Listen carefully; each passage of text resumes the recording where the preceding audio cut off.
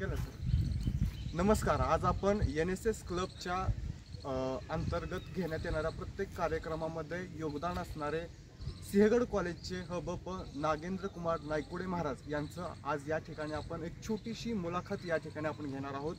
तर महाराज, तुम्हाला काय वाटतं NSS मधून विद्यार्थी हा घडला जात नाही, तर तो समाजाशी जोडला जातो आणि प्रत्येक घटकाशी आपली नाळ जोडली जावं यासाठी NSS गेली 50 ते 60 वर्ष गांभीर्यपूर्वक आणि विचारपूर्वक तरुणांना एकत्र घेऊन आणि एकत्रित बांधण्याचं काम करते आणि त्यातून विद्यार्थी हा घडवला जातो असं मला वाटतं. आणि या सध्याच्या या चालू युगामध्ये तरुणांनी या NSS कडे वळलं पाहिजे, त्यासाठी काय काय त्यांनी केलं पाहिजे याबद्दल तुमचं काय मत आहे?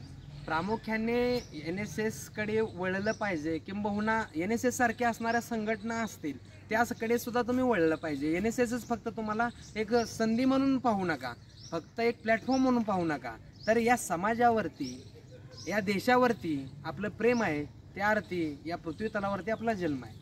ज्या अर्थी आपल्या पृथ्वी तलावरती जन्म आहे त्या अर्थी या समाजाचं, या गावाचं, या जिल्ह्याचं, या तालुक्याचं, या राष्ट्राचं, या देशाचं, या भूमीचं आपण देणं लागतो. या उदार दृष्टिकोनातून, या उदार भावनेतून तुम्ही NSSला जॉईन झालं पाहिजे किंवा सर्वच सामाजिक क्षेत्रामध्ये तुम्ही अग्रेसर असलं पाहिजे असं मला वाटतं. धन्यवाद महाराज. तुमचे हे अनमोल शब्द नक्कीच आपल्या या तरुण पिढीला महत्त्वाचे ठरतील. तुमचे बोल नक्कीच तरुणांना NSS कडे आणण्याचा प्रयत्न करतील. आणि एवढेच 2 शब्द बोलून